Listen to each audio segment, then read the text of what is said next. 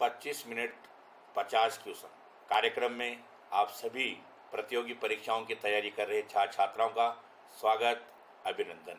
ये प्रश्न विभिन्न प्रतियोगी परीक्षाओं में पूछे गए हैं तथा इनका सार सॉल्यूशन माध्यमिक शिक्षा बोर्ड और एनसीईआरटी की बुक से लिया गया है। आज का हमारा टॉपिक है संसद, और संसद के अंदर ये पहला क्वेश्चन देखिए आपके सामने। सबसे पहला क्वेश्चन है, जम्मू कश्मीर के विभाजन के बाद जम्मू कश्मीर में लोकसभा की सीटें हैं। पहला ऑप्शन 4, दूसरा 5, तीसरा 6 और चौथा ऑप्शन 7। इसका सही आंसर है 5 सीटें। आपको पता होगा कि जम्मू कश्मीर हमारे भारत का एक ऐसा राज्य था जिसको अनुच्छेद 370 के अंतर्गत हमारे संविधान में विशेष राज्य का दर्जा दिया गया था, लेकिन 2019 में इसको विशेष राज्य का दर्जा समाप्त कर दिया गया और जम्मू कश्मीर का विभाजन करके और जम्मू कश्मीर और लद्दाख 2 नए केंद्र शासित प्रदेश बनाए गए। इस विभाजन के बाद जम्मू कश्मीर में लोकसभा की 5 सीटें, जबकि लद्दाख जो बना है उस लद्दाख में 1 लोकसभा की सीटें डिवाइड की गई है। इसके अलावा जम्मू कश्मीर में राज्यसभा की 4 सीटें हैं और लद्दाख में राज्यसभा की कोई सीटें निर्धारित नहीं हैं और 5 सीटें यहाँ पर सही आंसर है। क्वेश्चन नंबर 2, प्रथम लोकसभा चुनाव में लोकसभा की कुल कितनी सीटें थी जिन पर चुनाव हुआ था? पहला ऑप्शन है 489, दूसरा 485, तीसरा 364 और चौथा है 515। इसका सही आंसर है 1 नंबर का ऑप्शन 489, यानी 489 सीटें लोकसभा की थी, इन पर चुनाव हुआ था। और इसके अलावा ये आपको ध्यान रखना है कि जो चुनाव पहले उसमें हुए, इसमें 364 मेंबर कांग्रेस के निर्वाचित होकर के आए थे, जबकि 27 मेंबर वामपंथी दलों के थे और 2 मेंबर जनसंघ के थे। और पहली लोकसभा के चुनाव के समय कुल 22 महिलाएं भी चुनाव जीत करके आई थी। क्वेश्चन नंबर 3, किस लोकसभा तक विपक्ष का कोई मान्यता प्राप्त नेता नहीं था? दूसरी लोकसभा, तीसरी लोकसभा, चौथी लोकसभा और 5वीं लोकसभा। इसका सही आंसर है तीसरी लोकसभा। तीसरी लोकसभा का जो कार्यकाल था 1962 से 1967 तक था। 1967 तक भारत में मान्यता प्राप्त लोकसभा में कोई भी नेता नहीं था, लेकिन 1969 के अंदर कांग्रेस ओ, जो कांग्रेस का विभाजन हुआ था उससे बना था, कांग्रेस ओ के राम सुभंग सिंह प्रथम लोकसभा में विपक्ष के नेता बने थे, लेकिन इनको संवैधानिक मान्यता नहीं थी, क्योंकि ऐसा नियम है कि 10% सीटें कुल सीटों की प्राप्त होने पर ही किसी दल के नेता को मान्यता प्राप्त विपक्ष के रूप में मान्यता दी जाती है। लेकिन उस समय कोई भी दल ऐसा नहीं था जिसको 50 सीटें ज़्यादा मिली थी, इसलिए राम सुभंग सिंह को बनाया गया। और आपको एक बात और ध्यान रखना है कि 1977 में S.B. चौहान भारत के प्रथम मान्यता प्राप्त विपक्ष के नेता बने थे, जो कांग्रेस पार्टी के थे, क्योंकि उस समय कांग्रेस पार्टी विपक्ष में थी और केंद्र में मोरारजी देसाई की सरकार गठित की गई थी। क्वेश्चन नंबर 4, लोकसभा के निर्वाचन के लिए नामांकन पत्र। पहला ऑप्शन है भारत में निवास करने वाले किसी भी स्नातक व्यक्ति के द्वारा दाखिल किया जा सकता है। दूसरा है जिस निर्वाचन क्षेत्र का रहने वाला हो उसी निर्वाचन क्षेत्र में दाखिल करते हैं। ये दोनों ही ऑप्शन गलत हैं। तीसरा है भारत के किसी भी नागरिक द्वारा कहीं भी दाखिल किया जा सकता है, लेकिन उसका नाम किसी भी क्षेत्र की मतदाता सूची में होना आवश्यक है।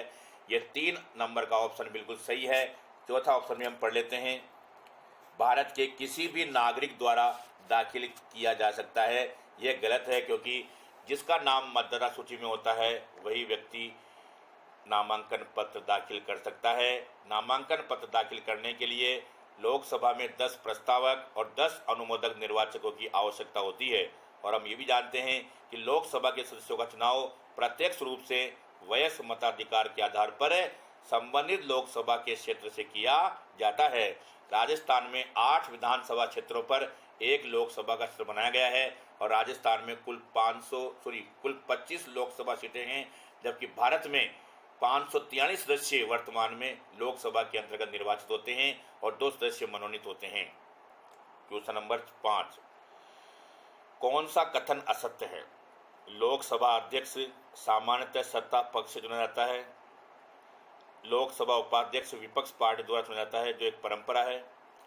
लोकसभा अध्यक्ष का चुनाव सामान्य बहुमत के आधार पर लोकसभा सदस्यों के द्वारा किया जाता है। लोकसभा अध्यक्ष को शपथ राष्ट्रपति द्वारा दिलाई जाती है। तो ये कौन सा असत्य पूछा है यहाँ पर? तो असत्य में चौथा जो ऑप्शन है वही असत्य है, क्योंकि लोकसभा अध्यक्ष को शपथ कोई भी नहीं दिलाता। लोकसभा सदस्य एक ऐसा व्यक्ति है जो केवल लोकसभा सदस्य के रूप में एक बार ही शपथ लेता है, दोबारा शपथ नहीं लेता है वो। तो यहाँ 4 नंबर का ऑप्शन सही है, लेकिन ये असत्य पूछा गया है तो असत्य के रूप में सही है। और इसका सत्य आंसर मैंने बताया कि लोकसभा अध्यक्ष को शपथ कोई नहीं दिलाता, राष्ट्रपति नहीं दिलाता है। Question number 6, first past the post प्रणाली के अनुसार किसका चुनाव होता है? लोकसभा सदस्यों का, विधानसभा सदस्यों का, सरपंच का, उपरोक्त सभी का। 4 नंबर का आंसर सही है। फर्स्ट पास्ट द पोस्ट प्रणाली का मतलब होता है जो व्यक्ति जितने ज़्यादा मत प्राप्त करेगा वही निर्वाचित होगा। अगर किसी उम्मीदवार को एक मत भी ज़्यादा मिल गया अन्य उम्मीदवारों से तो वही निर्वाचित हो जाता है। यही फर्स्ट पास्ट द पोस्ट प्रणाली कहलाती है, या हम इसको कहें सर्वाधिक मत प्राप्त करो जीतो प्रणाली इसको कहते हैं। क्वेश्चन नंबर 7, लोकसभा में अनुसूचित जाति व जनजाति के लिए कितनी सीटें आरक्षित है? 100, 124, 136, 131। इसका सही आंसर 4 नंबर का है।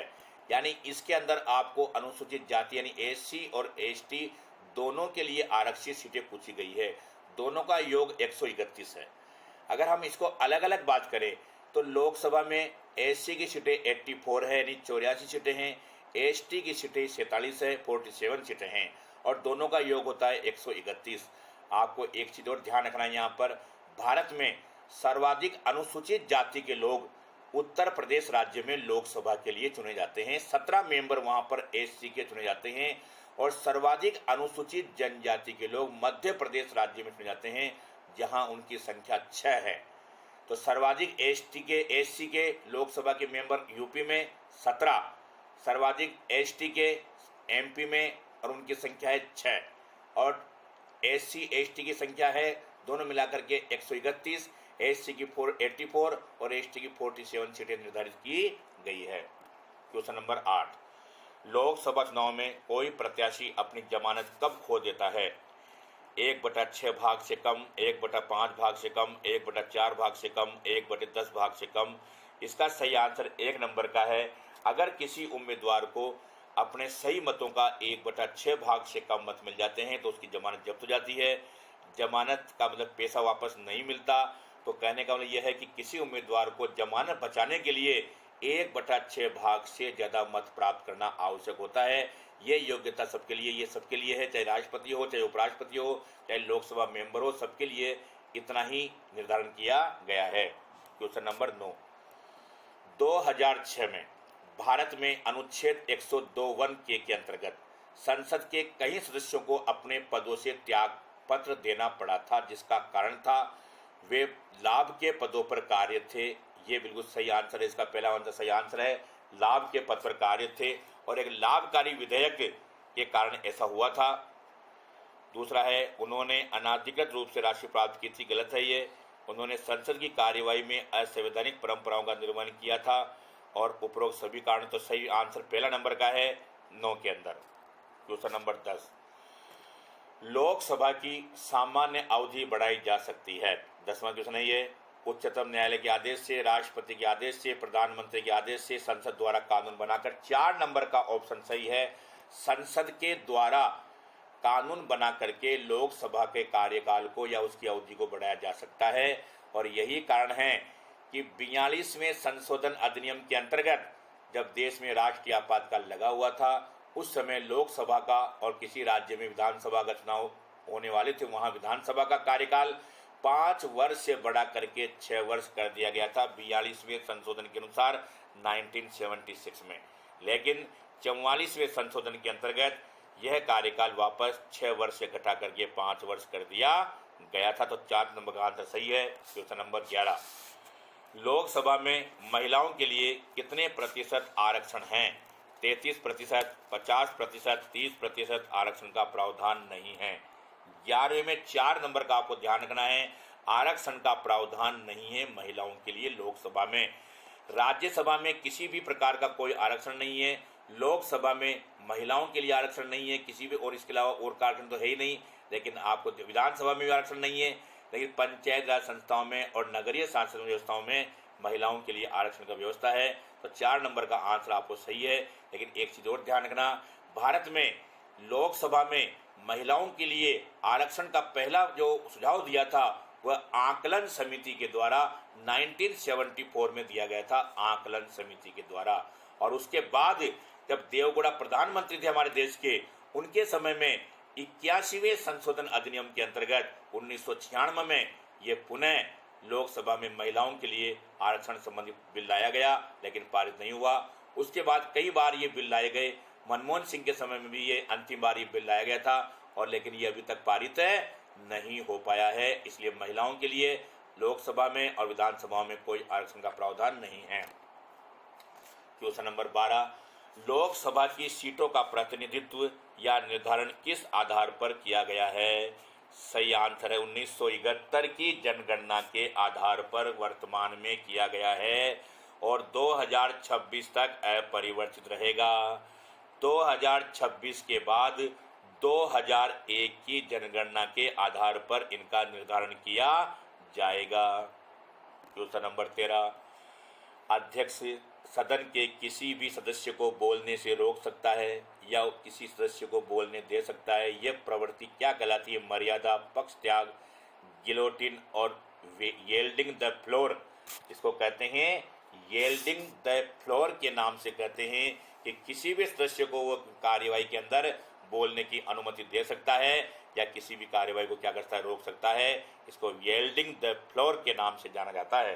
क्वेश्चन नंबर 14, सरकार को धन उगाने या खर्च करने, उगाने का मतलब वसूल करना, उगाना बोलते हैं वर्ष वसूल करना, और खर्च करने से संबंधित धन विधेयक को परिभाषित किया गया है।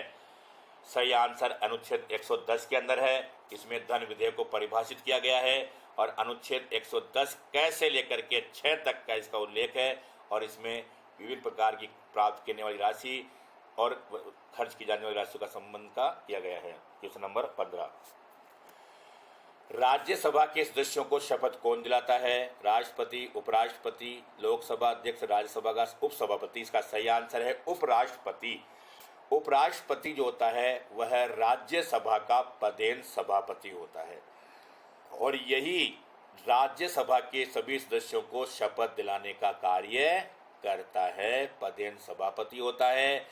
इसकी एक विशेषता है, यह राज्यसभा का सदस्य नहीं होता, लेकिन फिर भी राज्यसभा के अधिवेशन की क्या करता है, अध्यक्षता करता है, और राज्यसभा के सदस्यों को शपथ दिलाने का कार्य करता है। क्वेश्चन नंबर 16, राज्यसभा के सदस्यों का चुनाव किसके द्वारा किया जाता है? पहला, राज्य विधानसभा सदस्यों द्वारा, यही सही आंसर है।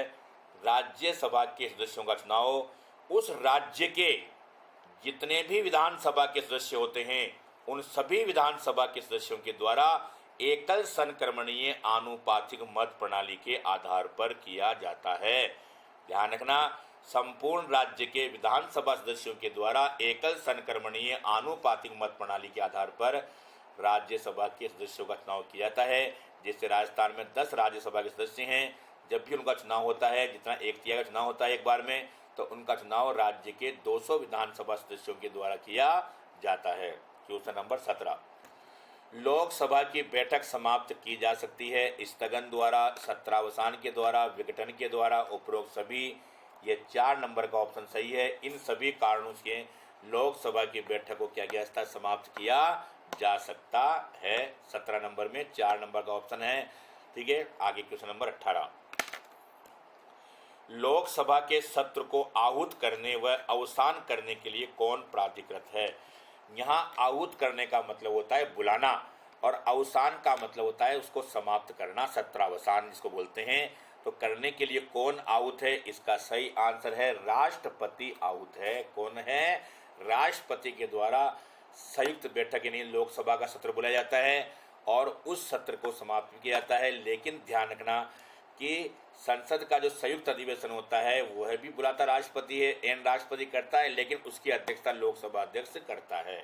क्वेश्चन नंबर 19, लोकसभा में किसी विधेयक पर आम बहस किस स्तर पर होती है? विधेयक की प्रस्तुति के समय, द्वितीय वाचन में, प्रतिवेदन स्तर पर और तृतीय वाचन के अंदर। इसका सही आंसर है द्वितीय वाचन के समय।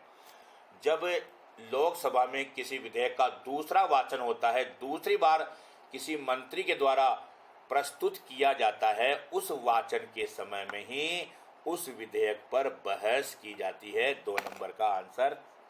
क्वेश्चन नंबर 20, संसद का सत्र बुलाया जाता है फरवरी से मई तक। सही है, फरवरी से मई तक बुलाया जाता है।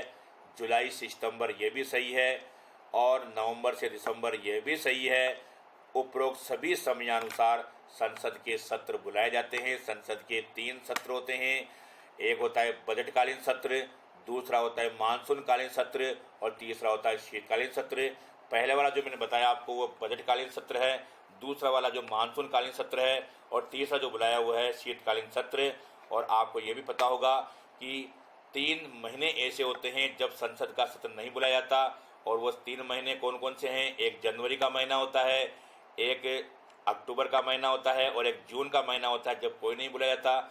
और हम ये भी जानते होंगे कि संसद के वर्ष में कम से कम 2 अधिवेशन बुलाना आवश्यक होता है। 2 अधिवेशनों में प्रथम अधिवेशन की अंतिम तिथि और दूसरे अधिवेशन की प्रथम तिथि के बीच 6 महीने से ज़्यादा का अंतर नहीं होना चाहिए। क्वेश्चन नंबर 21, लोकसभा का नेता कौन होता है? राष्ट्रपति, प्रधानमंत्री, लोकसभा अध्यक्ष, महान्यायवादी। इसका सही आंसर है प्रधानमंत्री लोकसभा का नेता होता है। हम इसको ये भी कह सकते हैं प्रधानमंत्री लोकसभा में बहुमत दल का भी नेता होता है। लोकसभा का नेता भी होता है, बहुमत दल का नेता भी होता है। लेकिन अगर मान लीजिए कभी क्या होता है कि कोई प्रधानमंत्री राज्यसभा का मेंबर होता है, तो ऐसी परिस्थिति में लोकसभा का जो कोई मेंबर है उसको लोकसभा का नेता बना दिया जाता है। सामान्यतः जो वरिष्ठतम सदस्य होता है 22 है। 22वां क्वेश्चन है, लोकसभा निम्न में से किस मामले में राज्यसभा से अधिक शक्तिशाली होती है? धन विधेयक के मामले में, सरकार के विरुद्ध अविश्वास प्रस्ताव लाने के मामले में, मंत्रिपरिषद के सामूहिक उत्तरदायित्व के मामले में, और नई अखिल भारतीय सेवा के गठन के मामले में। इसका सही आंसर है कि ये सक्षम नहीं होती, पूछा है इसमें तो नहीं होता है, तो 4 नंबर का ऑप्शन गलत है इसमें, क्योंकि नई अखिल भारतीय सेवा के गठन के मामले में राज्यसभा को विशेष पावर है, लोकसभा को नहीं है। बाकी तीनों मामलों में लोकसभा को ज़्यादा पावरफुल स्थान प्राप्त है। क्वेश्चन नंबर 23, राज्यसभा निम्न में से किस मामले में लोकसभा से अधिक शक्तिशाली है? नई अखिल भारतीय सेवाओं के मामले में बिल्कुल सही है, राज्यसभा ज़्यादा पावरफुल है। और अनुच्छेद 312 के अंतर्गत, अनुच्छेद 312 के अंतर्गत राज्यसभा अपने 2/3 बहुमत से नई अखिल भारतीय सेवाओं का गठन करने का विशेष अधिकार रखती है। दूसरा ऑप्शन है राज्य सूची के किसी विषय को राष्ट्रीय महत्व का विषय घोषित करने के लिए, यह भी सही है। अनुच्छेद 249 के अंतर्गत राज्यसभा राज्य सूची के किसी विषय को राष्ट्रीय महत्व का विषय घोषित कर सकती है। तीसरा है उपराष्ट्रपति को पद से हटाने के मामले में, यह भी सही है, क्योंकि उपराष्ट्रपति को हटाने का प्रस्ताव सर्वप्रथम राज्यसभा में ही लाया जाता है। तो उपयुक्त सभी मामलों के अंदर राज्यसभा को विशेष पावरफुल स्थान प्राप्त है। क्वेश्चन नंबर 24, भारत में अनुसूचित जाति व जनजाति के अलावा लोकसभा की कुल कितनी सीटें हैं? इसका सही आंसर है 412 सीटें हैं एससी और एसटी को हटाने के बाद। अगर एससी एसटी को भी हम इसमें जोड़ लें तो कुल सीटें निर्वाचित जो सदस्य हैं भारत में 543 हैं, कुल सीटें 545 हैं, अधिकतम सीटें 552 हैं, अधिकतम निर्वाचित सीटें 550 है। लेकिन यहाँ कह रहा है केवल कि अनुसूचित जाति व जनजाति के अलावा पूछा 412 आएगा। अगर मान लो एससी एसटी की सीटें हम बात करें तो एससी और एसटी की सीटें होती है 131, दोनों मिलाकर के 84 सीटें होती है एससी की और 47 सीटें होती है एसटी की, दोनों को मिलाकर के 84 और 47 सीटों को मिलाकर के होती है 131 सीटें, और 131 को अगर 412 में जोड़ दे तो आता है 543। तो सही आंसर हमारा 2 नंबर का है, क्वेश्चन नंबर 25। आंध्र प्रदेश के विभाजन के बाद आंध्र प्रदेश में लोकसभा की कितनी सीटें रह गई? 3 नंबर का आंसर सही है, 25 सीटें रह गई डिवाइड के बाद। तो आपको यहाँ पर और राज्यों के भी बारे में ध्यान रखना है।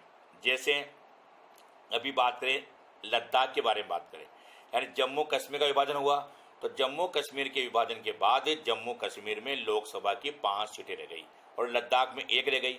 अगर हम बात करें उत्तर प्रदेश की, तो उत्तर प्रदेश में पहले 85 सीटें थी, 80 उत्तर प्रदेश में रह गई और 5 सीटें कहाँ चली गई? उत्तराखंड में चली गई।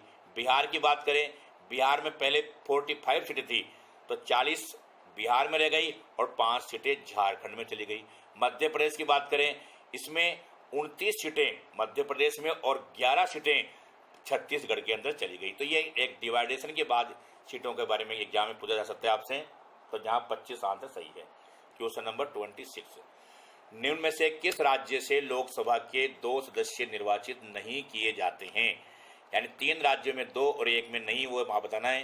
त्रिपुरा और गोवा में 2-2 हैं, मणिपुर में भी 2 हैं, मेघालय में 2 हैं, सिक्किम में लोकसभा की 1 सीट है, 2 नहीं है। तो 4 नंबर का आंसर सही है 26 में। 27 में देखिए, निर्वाचकों की संख्या के अनुसार उत्तर प्रदेश में सबसे बड़ा लोकसभा सांसद क्षेत्र है, वो कौन सा है? अमेठी, लखनऊ, आगरा और उन्नाव। 4 नंबर का आंसर सबसे सही है। जो लोकसभा का सबसे बड़ा निर्वाचन क्षेत्र है जनसंख्या और निर्वाचकों की दृष्टि से या मतदाताओं की दृष्टि से। जबकि आपको एक बात और ध्यान रखना है, क्षेत्रफल में लद्दाख जो है वो सबसे बड़ा लोकसभा का क्षेत्र है। क्वेश्चन नंबर 28, लोकसभा एवं राज्यसभा के सदस्यों की संख्या 2026 के बाद किस वर्ष की जनगणना के आधार पर आधारित होगी? 2001 के आधार पर होगी। 28वें क्वेश्चन में 4 नंबर का ऑप्शन सही है। आपको ये ध्यान रखना है, 84वें संशोधन अधिनियम के अंतर्गत 2001 में ऐसा प्रावधान किया गया कि यह सीटें 2001 की जनगणना के आधार पर तय की जाएगी। वर्तमान में ये सीटें 1971 की जनगणना के आधार पर है और ये 2026 के बाद होगा। क्वेश्चन नंबर 29, किस संशोधन अधिनियम द्वारा लोकसभा के सदस्यों की संख्या 525 से बढ़ाकर 545 की गई? इसका सही आंसर है 31वें संशोधन के द्वारा इनकी संख्या बढ़ा करके 525 से 545 की गई थी। और इसी समय राजस्थान में भी लोकसभा की सीटें 20 से बढ़ा करके और 25 कर दी गई थी। क्वेश्चन नंबर 30, संसद के दोनों सदनों की संयुक्त बैठक की अध्यक्षता कौन करता है? 3 नंबर का आंसर सही है, लोकसभा अध्यक्ष करता है। कई भी इंपोर्टेंट क्वेश्चन है, कभी एग्जाम में ये पूछा जाता है। बुलाता राष्ट्रपति है, लेकिन उसका सत्रावसान भी राष्ट्रपति करता है, लेकिन अध्यक्षता हमेशा लोकसभा अध्यक्ष करता है। क्वेश्चन नंबर 31, लोकसभा का सचिवालय सीधे रूप में नियंत्रित होता है संसदीय मंत्री द्वारा, केंद्रीय गृह मंत्रालय द्वारा, प्रधानमंत्री द्वारा, लोकसभा अध्यक्ष के द्वारा नियंत्रित होता है और उसी के प्रति उत्तरदायी जवाबदेह होता है। क्वेश्चन नंबर 32, लोकसभा अध्यक्ष अपने कास्टिंग वोट का प्रयोग करता है। कास्टिंग वोट का मतलब निर्णायक वोट बोलते हैं इसको। तो निर्णायक वोट का प्रयोग कब करता है? वर्तमान सरकार को बचाने के लिए, संविधान में संशोधन के मामले में, आपातकाल के मामले में, जब लोकसभा में वोटिंग के बाद लोकसभा बराबर संख्या में हो, यानी वोटिंग के बाद पक्ष और विपक्ष में बराबर आ जाए मान लीजिए, तब उसको कास्टिंग वोट करने का अधिकार होता है और वह निर्णय महत्वपूर्ण माना जाता है।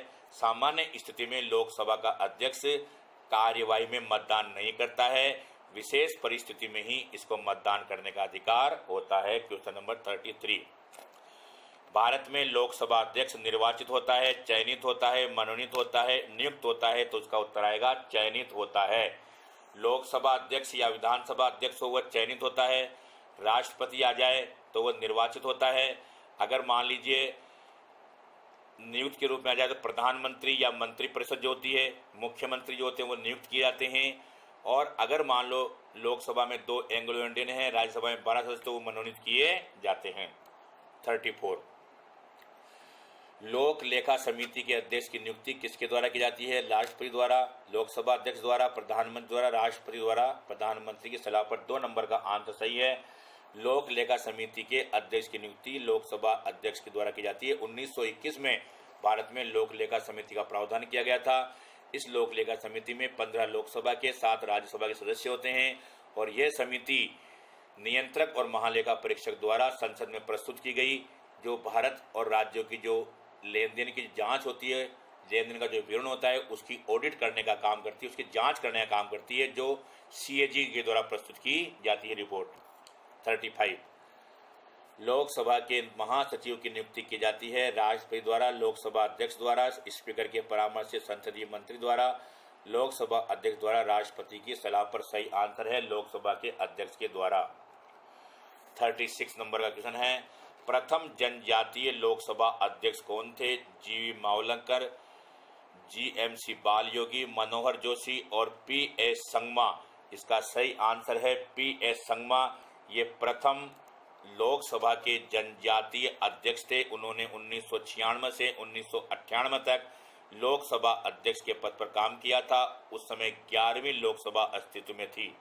37 प्रथम लोकसभा अध्यक्ष जिनके खिलाफ लोकसभा में अविश्वास प्रस्ताव लाया गया था GV मावलंकर थे, जिनके खिलाफ 1956 में अविश्वास प्रस्ताव लाया गया था। 52 में ये लोकसभा के अध्यक्ष बने थे। Question number 30। इसके अलावा ध्यान रखना, जो अन्य नाम हैं, हुकुम सिंह, बलराम जाखड़ के खिलाफ भी अविश्वास प्रस्ताव लाए गए थे लेकिन पारित नहीं हुए थे। क्वेश्चन नंबर 38 लोकसभा की प्रथम महिला अध्यक्ष कौन थी? विजयलक्ष्मी पंडित, सुचिता कृपलानी, मीरा कुमार, सुमित्रा महाजन। इसका सही आंसर है मीरा कुमार। ये लोकसभा की पहली महिला अध्यक्ष थी, दलित वर्ग की भी पहली महिला अध्यक्ष थी। दूसरी महिला अध्यक्ष का नाम आता है सुमित्रा महाजन के रूप में। सुचिता कृपलानी जो है पहली महिला मुख्यमंत्री के रूप में नाम आता है और विजयलक्ष्मी पंडित महासभा में पहली महिला अध्यक्ष थी महासभा की भारत की। तो इसका सही आंसर 3 नंबर का हो गया 38वें क्वेश्चन के अंतर्गत 2009 में बनी थी। क्वेश्चन नंबर 39 प्रथम लोकसभा चुनाव में कितने राजनीतिक दलों ने भाग लिया था? इसका सही आंसर है 4 नंबर का आंसर सही है। 14 राजनीतिक दलों ने भाग लिया था पहली लोकसभा के चुनाव के अंतर्गत। इसके अलावा 39 राज्य स्तरीय दलों ने भी पहली लोकसभा में भाग लिया था। क्वेश्चन नंबर 40 वर्तमान में लोकसभा के निर्वाचन क्षेत्र के लिए चुनाव खर्च की अधिकतम सीमा कितनी है? 70 लाख रुपए कर दी गई है वर्तमान में। क्वेश्चन नंबर 41 17वीं लोकसभा चुनाव में महिला निर्वाचित सदस्यों की संख्या कितनी थी? इसका सही आंसर है 3 नंबर 78 और पहली लोकसभा के अंदर 22 महिलाएं लोकसभा में निर्वाचित हुई थी। क्वेश्चन नंबर 42 लोकसभा का अभिरक्षक माना जाता है? सही आंसर है लोकसभा अध्यक्ष को माना जाता है। क्वेश्चन नंबर 43 लोकसभा का विघटन कौन करता है? राष्ट्रपति, लोकसभा का अध्यक्ष, प्रधानमंत्री, संसद। इसका सही आंसर है कि लोकसभा के देखो बुलाता राष्ट्रपति है, उसका सत्रावसान भी राष्ट्रपति करता है, ठीक है। तो इसका विघटन जो करता है वो विघटन का कार्य भी राष्ट्रपति ही करता है। केवल लोकसभा अध्यक्ष बैठक की अध्यक्षता करता है या सत्र को कुछ समय के लिए स्थगित करने का कार्य करता है। 44 है किस युग्म को लोकसभा में समान सीटें प्राप्त है? पंजाब व असम, गुजरात और राजस्थान, मध्य प्रदेश और तमिलनाडु, राजस्थान और आंध्र प्रदेश। का सही आंसर है राजस्थान और आंध्र प्रदेश को समान 25-25 सीटें, दोनों राज्यों की लोकसभा में 25-25 सीटें हैं। 44 नंबर अपना त्याग पत्र देने के बाद भारत के एक मंत्री को अपने त्याग पत्र के विषय में लोकसभा में व्यक्तिगत वक्तव्य देने के लिए किसकी अनुमति की आवश्यकता होती है? इसका सही आंसर है 3 नंबर लोकसभा अध्यक्ष की अनुमति आवश्यक होती है। क्वेश्चन नंबर 46 राज्यसभा में किस वर्ष भारतीय वन सेवा की सिफारिश की गई थी जो अखिल भारतीय सेवा बनी? इसका सही आंसर है 1963। 4 नंबर का आंसर सही है। इस समय सिफारिश की गई थी लेकिन 1966 में इसको राज्य यानी भारत की तीसरी अखिल भारतीय सेवा के रूप में स्वीकार किया गया था। 47 अनुच्छेद 249 1 खंड 1 के अंतर्गत पारित प्रस्ताव कितने समय से अधिक समय के लिए प्रवर्तन में नहीं रहेगा? 12 महीने। 4 नंबर का ऑप्शन सही है यदि उसको राज्यसभा के द्वारा पुनः अनुमोदित नहीं किया गया हो। 48 किस वर्ष यह अधिनियम बनाया गया कि राज्यसभा का चुनाव कोई व्यक्ति भारत में कहीं से भी लड़ सकता है? 48 नंबर का क्वेश्चन है। इसका सही आंसर है 3 नंबर का आंसर है। 2003 में ऐसा नियम बनाया गया, भारत में कहीं से भी कोई चुनाव लड़ सकता है। क्वेश्चन नंबर 49, राज्यसभा में उत्तर प्रदेश को आवंटित स्थान निम्न में से किन 2 राज्यों की संख्याओं का योग है? इसका सही आंसर है 4 नंबर का महाराष्ट्र और कर्नाटक के बराबर का योग है, क्योंकि कर्नाटक में 19 सीटें लोकसभा की है और महाराष्ट्र में 19 सीटें लोकसभा की है और कर्नाटक में 12 सीटें लोकसभा की है। और दोनों को मिला दिया जाए, राज्यसभा में पूछा गया, राज्यसभा में उत्तर प्रदेश से कुल सीटें हैं 31। कितनी हैं? 31 सीटें हैं। अब इनमें से पूछा गया है किन 2 राज्यों की संख्याओं का योग है, तो ये 2 राज्य महाराष्ट्र और कर्नाटक। तो महाराष्ट्र के अंदर राज्यसभा की 19 सीटें हैं और कर्नाटक में राज्यसभा की 12 सीटें हैं। तो कर्नाटक दोनों मिलाकर के कितनी हो गई? 31 हो गई। तो 31 मिलाकर के किसकी है? राज्यसभा की सीट हो गई, राज्यसभा में उत्तर प्रदेश राज्य की। और उत्तर प्रदेश में लोकसभा की हम जानते हैं 80 सीटें हैं। ठीक है। क्वेश्चन नंबर 50 किस सभा का अध्यक्ष उस सभा का अध्यक्ष सदस्य नहीं होता? इसका सही आंसर है राज्यसभा का अध्यक्ष जो होता है उपराष्ट्रपति होता है और वह उस सभा का सदस्य नहीं होता, लेकिन उसको बैठक में कार्यवाही में भाग लेने का, उसकी अध्यक्षता करने का अधिकार प्राप्त होता है। तो ये आज हमारे 50 क्वेश्चन पूरे हो गए। दोस्तों, ये जो वीडियो है इसको आप ज़्यादा से ज़्यादा अपने दोस्तों को शेयर करें। जिन्होंने मेरे चैनल को सब्सक्राइब नहीं किया है वो चैनल को सब्सक्राइब करें और वीडियो को लाइक करना न भूलें। आज का टॉपिक हमारा यहीं खत्म होता है। धन्यवाद। जय हिंद।